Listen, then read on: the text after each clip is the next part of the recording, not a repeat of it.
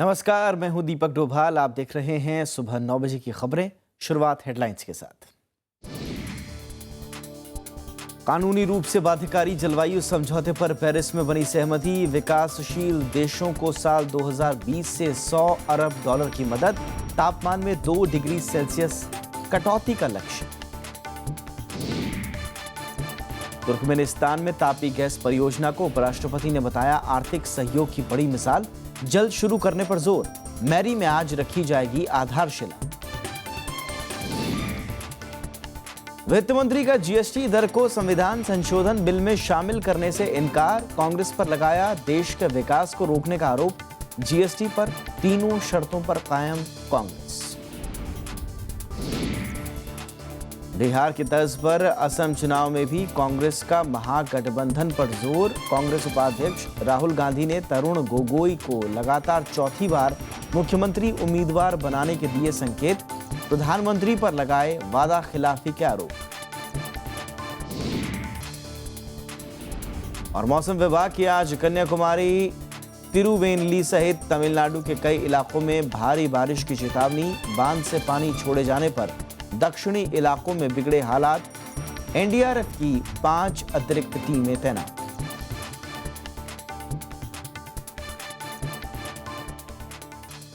Paris में ऐतिहासिक जलवायु परिवर्तन समझौता हो गया है। भारत, चीन और अमेरिका समेत 195 देशों ने इसे स्वीकार कर लिया है।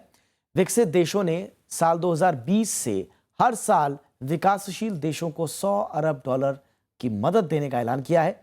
समझौते पर 22 अप्रैल को सभी देश औपचारिक रूप से हस्ताक्षर करेंगे। तालियों की गड़गड़ाहट के बीच पेरिस में 195 देशों के प्रतिनिधियों ने जलवायु समझौते पर मुहर लगाई।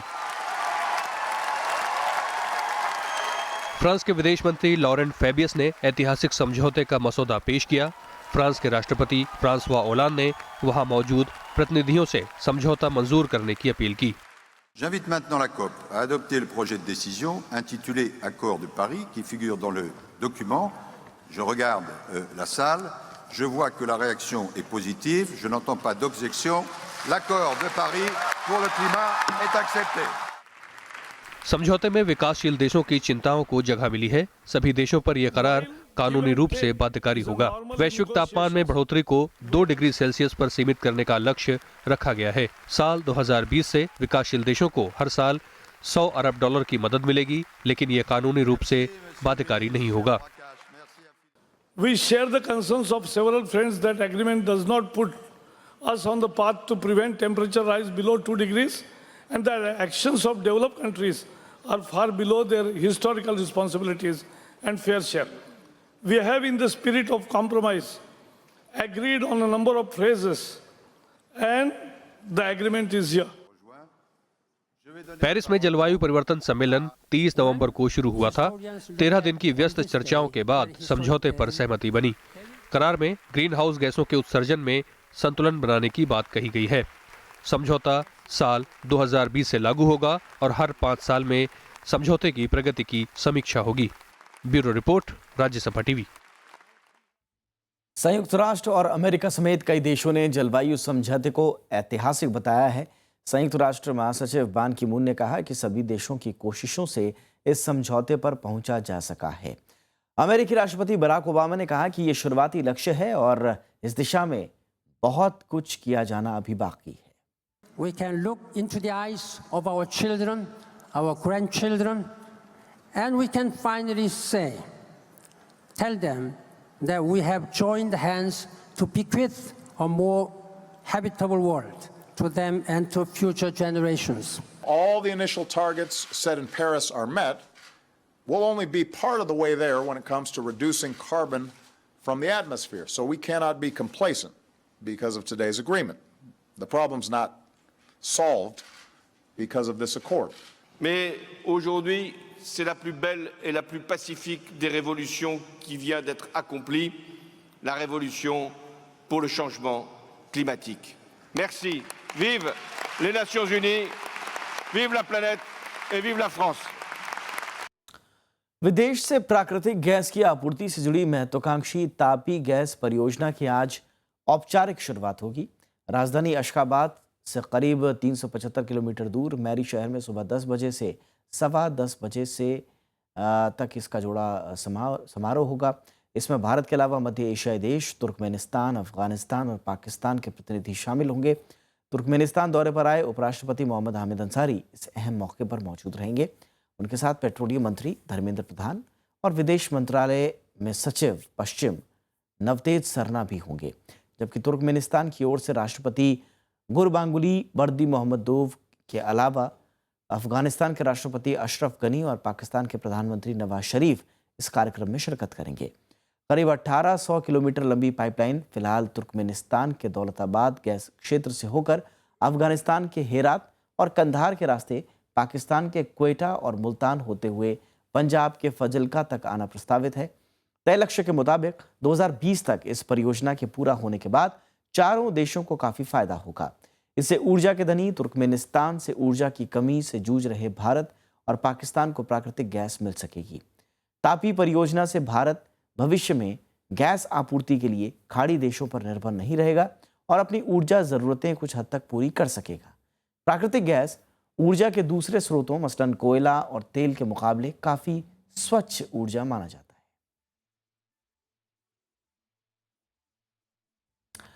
और तापी गैस पाइपलाइन परियोजना के सहयोगी देश भारत, तुर्कमेनिस्तान, अफगानिस्तान और पाकिस्तान ने इसे जल्द शुरू करने पर जोर दिया है।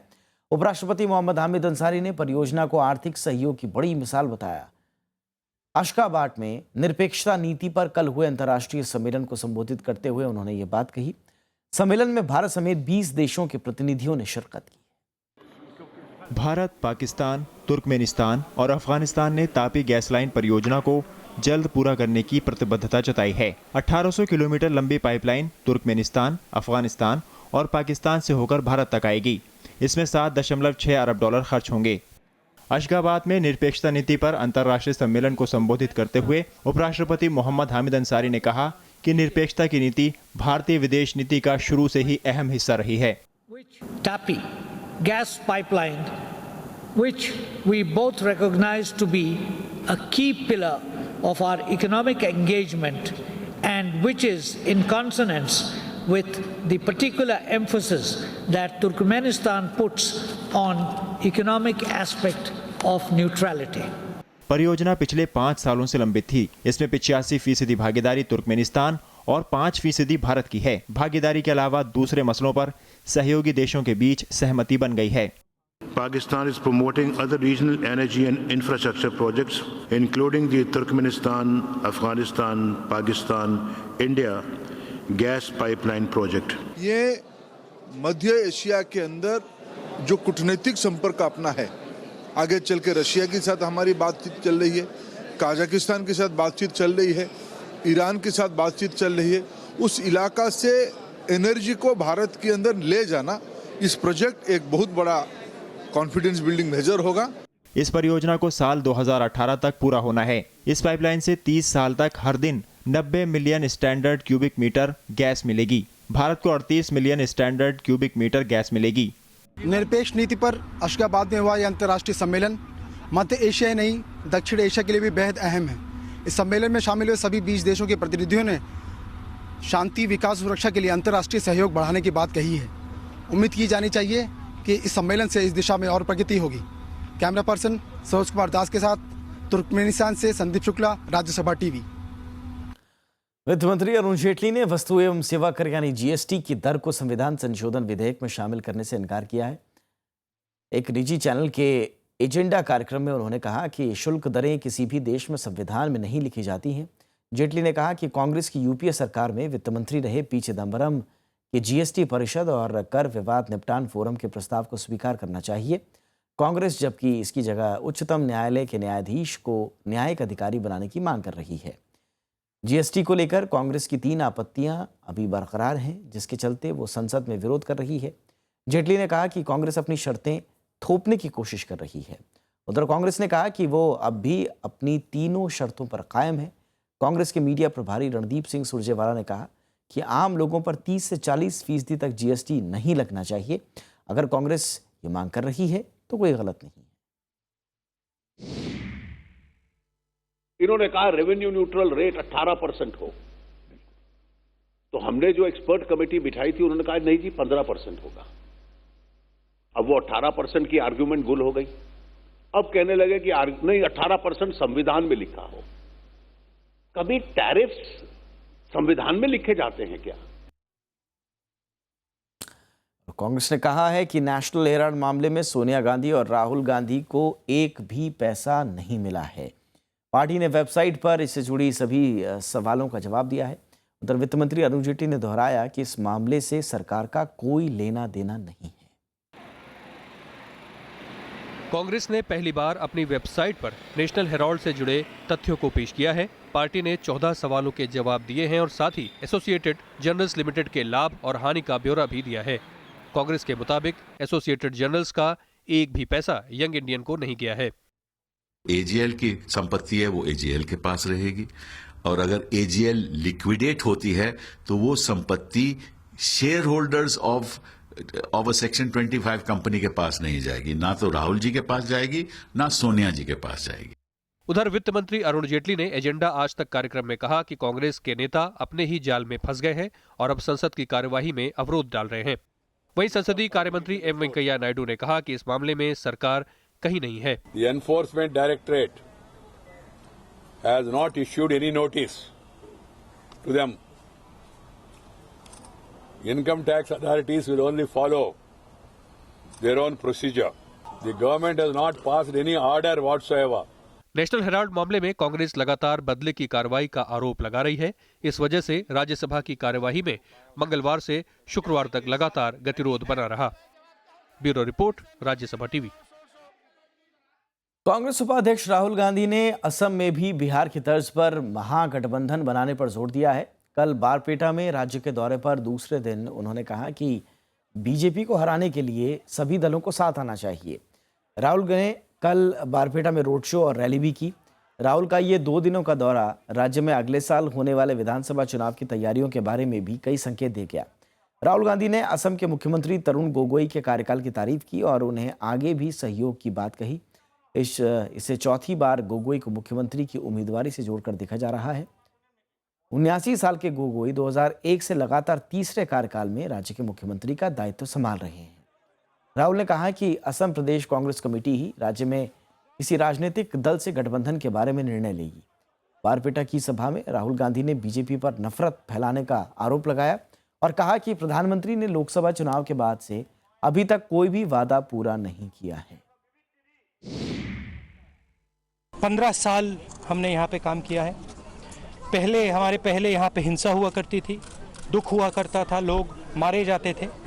गोगोई जी ने उसको ट्रांसफॉर्म किया है, उसको बदला है। मौसम विभाग ने आज तमिलनाडु के कन्याकुमारी और तिरुवेनेल्ली समेत कई इलाकों में भारी बारिश की चेतावनी दी है। तमिलनाडु के दक्षिणी इलाकों में अगले 24 घंटों में भारी बारिश की आशंका है। मौसम विभाग ने ये चेतावनी तिरुनेवेली, थूथुकुडी और कन्याकुमारी जिलों के लिए जारी की है। मालदीव और लक्षद्वीप में उच्च दबाव का क्षेत्र बना हुआ है। बाढ़ से जूझ रहे राज्य में दक्षिणी इलाके स्थानीय बांधों से पानी छोड़े जाने के बाद और ज़्यादा संकट में दिख रहे हैं। प्रशासन ने किसी भी स्थिति से निपटने के लिए तैयारियां कर रखी हैं। इन जिलों में एनडीआरएफ की 5 अतिरिक्त टीमों को तैनात भी किया गया है। वहीं राज्य के उत्तरी जिलों में इससे बारिश की आशंका नहीं है।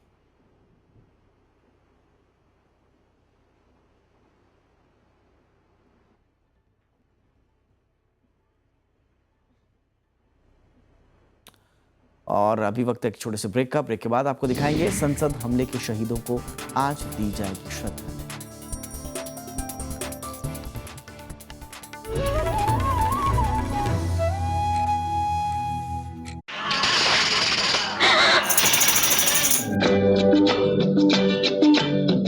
आज हैं हमारे साथ होमी मुल्लन। गुजरे दौर के फिल्मी गानों में परकशन बजाने के जादूगर माने जाते हैं।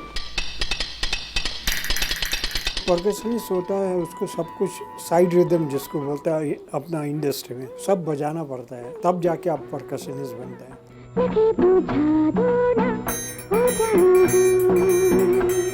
पंचमदा का ग्रुप जो था ना, सुपर्ब ग्रुप था। वो ग्रुप में काम करने का मजा आता था। मैं हूँ होमी मुल्लन, मुझसे मिलिए प्रोग्राम गुफ्तगू में, सिर्फ राज्यसभा टीवी पर।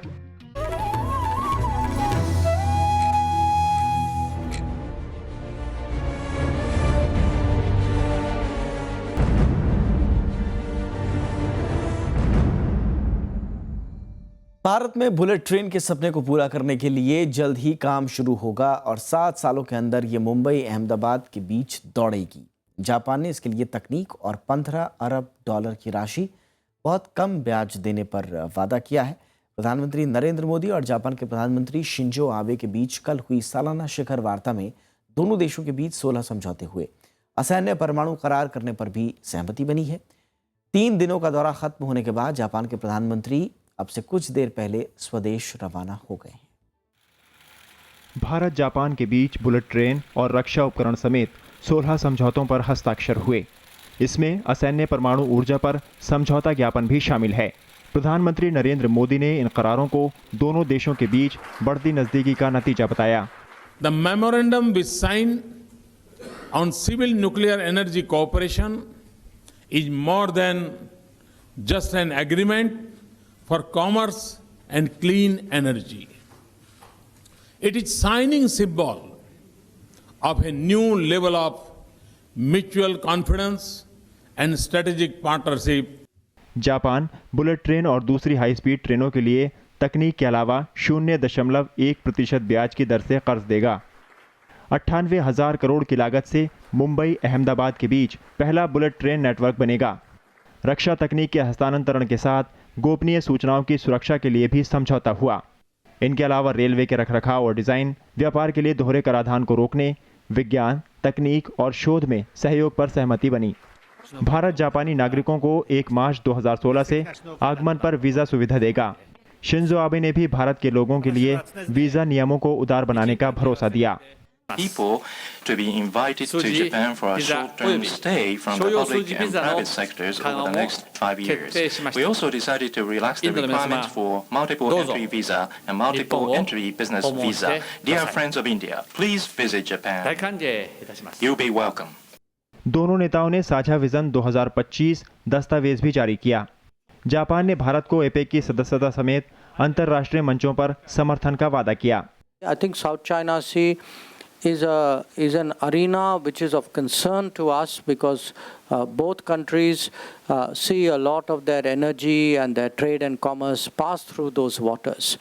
And so to have freedom of navigation and freedom of overflights for us is important. दोनों देशों ने भारत प्रशांत क्षेत्र में कनेक्टिविटी बढ़ाने के लिए भी सहमति जताई। भारत और जापान के बीच ये सारे समझौते देश के बुनियादी ढांचे को मजबूत करने के लिए है ताकि औद्योगिक और रोजगार की स्थितियों को बल प्रदान किया जा सके। लेकिन इसके पीछे एक संदेश चीन को भी है कि अगर वह भारत के इस विकास क्रम से फायदा उठाना चाहता है तो वह भारत के साथ राजनीतिक मतभेदों को दूर करे। राज्यसभा टेलीविजन के लिए कैमरा पर्सन शिव कुमार के साथ दिल्ली से अखिलेश सुमन। प्रधानमंत्री नरेंद्र मोदी का कहना है कि भारत और जापान मिलकर विकास की नई ऊंचाइयों को छू सकते हैं। बिजनेस फोरम को संबोधित करते हुए मोदी ने कहा कि भारत को हाई स्पीड ट्रेन के साथ ही हाई स्पीड ग्रोथ भी चाहिए। वहीं जापान के प्रधानमंत्री शिंजो आबे ने निवेश के लिहाज से भारत को एक आकर्षक देश करार दिया है।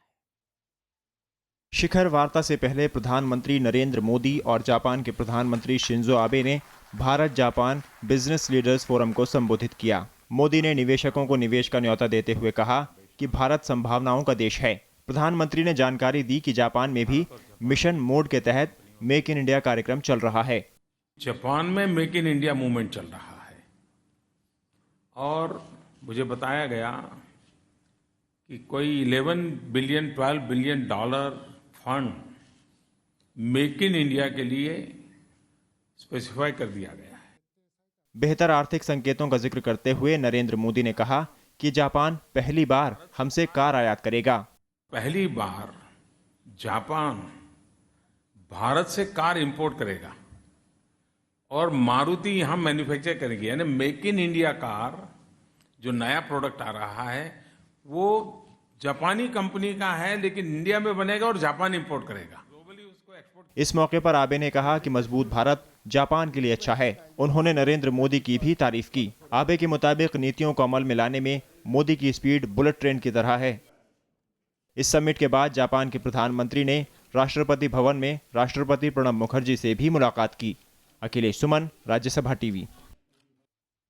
द्विपक्षीय शिखर वार्ता के बाद जापान के प्रधानमंत्री शिंजो आबे नरेंद्र मोदी के साथ वाराणसी पहुंचे। आबे का एयरपोर्ट पर पारंपरिक तरीके से स्वागत किया गया। इसके बाद मोदी और आबे दशाश्वमेध घाट पहुंचे, जहां दोनों प्रधानमंत्री गंगा आरती में शामिल हुए।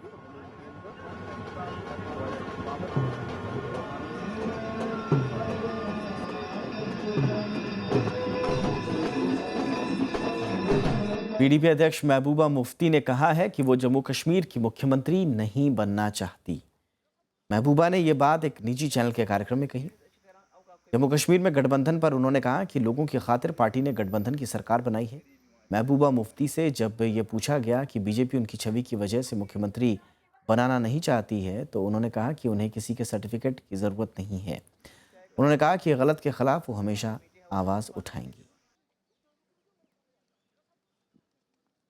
और संसद पर आतंकी हमले की आज 14वीं बरसी है। इस मौके पर संसद भवन परिसर में शहीदों को श्रद्धांजलि दी जाएगी। श्रद्धांजलि कार्यक्रम का आज सुबह 10:30 बजे से राज्यसभा टीवी पर सीधा प्रसारण भी होगा। आज के दिन यानी 13 दिसंबर 2001 को 5 आतंकवादियों ने शीतकालीन सत्र के दौरान संसद को निशाना बनाने की कोशिश की थी। सुरक्षाकर्मियों ने आतंकियों के इस हमले को नाकाम करके 5 आतंकवादियों को मार गिराया। इस हमले में दिल्ली पुलिस के 5 सीआरपीएफ की 1 महिला कांस्टेबल, संसद सुरक्षा सेवा के 2 सहायक और एक संसद के एक कर्मचारी की जान गई थी। वहीं एक कैमरामैन की भी जान गई।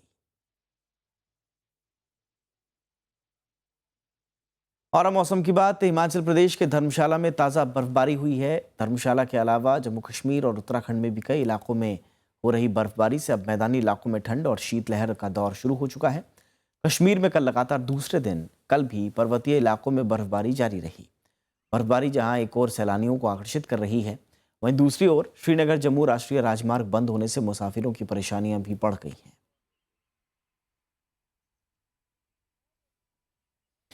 और अब बात आपकी आवाज की।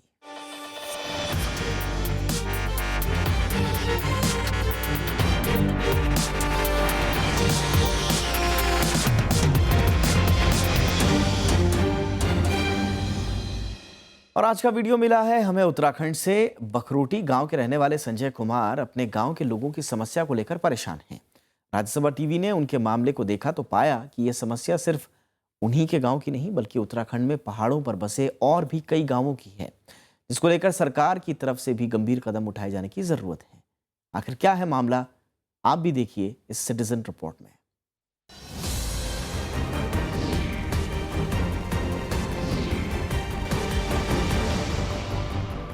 हमारे गांव का उत्तराखंड बनने के बाद में पूर्ण रूप से पलायन हो चुका है, क्योंकि उत्तराखंड राज्य को बनाने का मुख्य जो हमारा सपना था वो अपने गांव को संजोए रखना था, अपनी पुरानी परंपरागत खेतियों को करना था। आज पलायन होने के बाद हमारा गांव पूर्ण रूप से वीरान हो चुका है, क्योंकि वहां सड़क मार्ग नहीं है। इसके संबंध में कई बार माननीय विधायक जी से और कई बार जो है ग्राम सभा स्तर पर अपनी बात को हमने रखा, लेकिन इस पर कोई कार्य नहीं हुआ। इसको संज्ञान में लेते हुए माननीय विधायक जी ने जो है 14.5 लाख रुपये स्वीकृत किए थे, लेकिन अभी तक धरातल पर कोई कार्य नहीं हुआ है। हम अपेक्षा करते हैं कि राज्य सरकार जो है अपनी पलायन रोकने की नीति को धरातल पर अगर उतारना चाहती है तो अपनी राजधानी से ऋषिकेश हाईवे मार्ग से मात्र 3 किलोमीटर की दूरी पर बसा हुआ गांव बखरोटी को पलायन करना अपना मजबूरी हो गई है, क्योंकि सड़क मार्ग नहीं है। राज्य सरकार को चाहिए कि वो इसमें हम अपेक्षा करते हैं कि वो आगे जा कर के हमारी समस्या को दूर करे।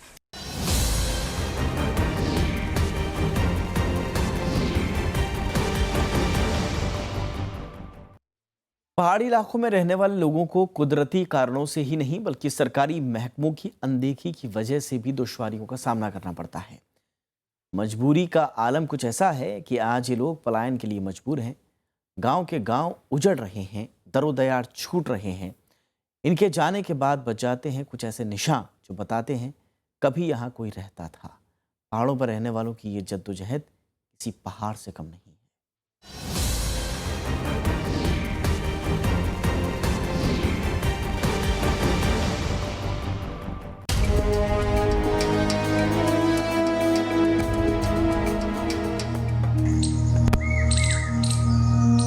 अपना घर किसे छोड़ना अच्छा लगता है, अपनी माटी अपने लोगों से बिछड़ना किसे अच्छा लगता है। हिमालय की गोद में बसे उत्तराखंड के बखरोटी गांव के लोग पलायन को मजबूर हैं। किसी जमाने में बखरोटी की वादियां गुलजार थीं। लोगों की चहल पहल यहाँ की फिजाओं में रवां होती थी। लेकिन आज तस्वीर पूरी तरह बदल चुकी है। 1975 में आदर्श ग्राम पंचायत का खिताब पाने वाला ये गांव उजड़ रहा है। बुनियादी सुविधाओं और रोजगार की कमी के चलते लोग पलायन को मजबूर हैं। हैरानी की बात यह भी है कि बखरोटी राजधानी देहरादून से महज 35 किलोमीटर दूर है। बावजूद इसके पलायन की पीड़ा की गुहार देहरादून तक नहीं जाती। जब उत्तर प्रदेश में था तो वहाँ थोड़ी बहुत ही सुविधाएं उपलब्ध हुई, विद्यालय हुआ, पाइपलाइन लगी, पर जब से उत्तराखंड बना तब से वहाँ विकास कुछ नहीं हुआ। वहाँ से गांव पलायन हो चुका। धीरे धीरे कुछ लोग पहले आ चुके, कुछ बाद में आए, धीरे धीरे सारा गांव पलायन हुआ। मरीजों के इलाज की भी यहाँ कोई सुविधा नहीं है। कई बार गुहार लगाने पर भी हालात नहीं बदले। मजबूरी में बखरोटी के तमाम बाशिंदे बेमन से पलायन कर गए। गांव के लोग रानी पोखरी और उसके आसपास के गांवों में भले ही बस गए हैं, लेकिन अपनी जन्मभूमि कर्मभूमि का मोह इतनी आसानी से नहीं छूटता। अपने घरों और जमीन को बचाए रखने के लिए आज भी लोग अपने गांव में जाकर खेती करते हैं।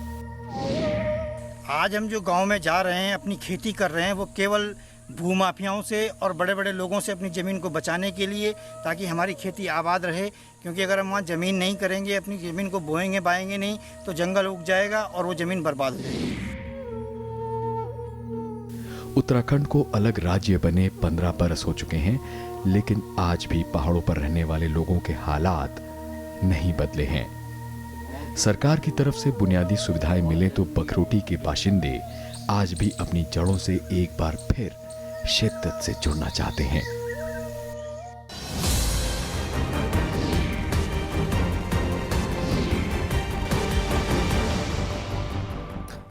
और अगर आप भी बनना चाहते हैं हमारे सिटीजन रिपोर्टर और कोई खबर हमें भेजना चाहते हैं तो भेजिए अपनी रिपोर्ट आपकी आवाज़ @rstv.nic.in।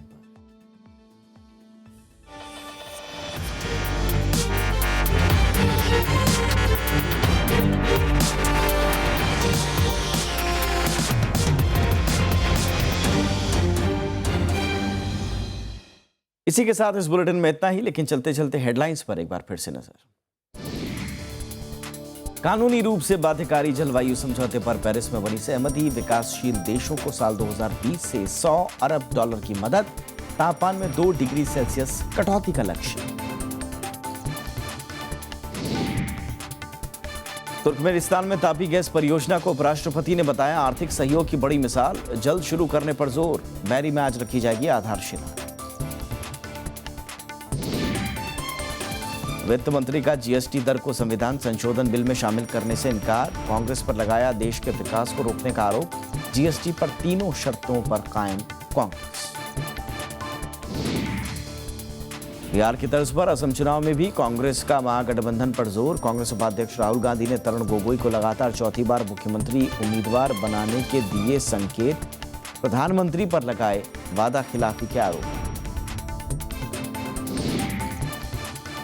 मौसम विभाग की आज कन्याकुमारी, तिरुनेलवेली सहित तमिलनाडु के कई इलाकों में भारी बारिश की चेतावनी। बांध से पानी छोड़े जाने पर दक्षिणी इलाकों में बिगड़े हालात। एनडीआरएफ की 5 अतिरिक्त टीमें तैनात।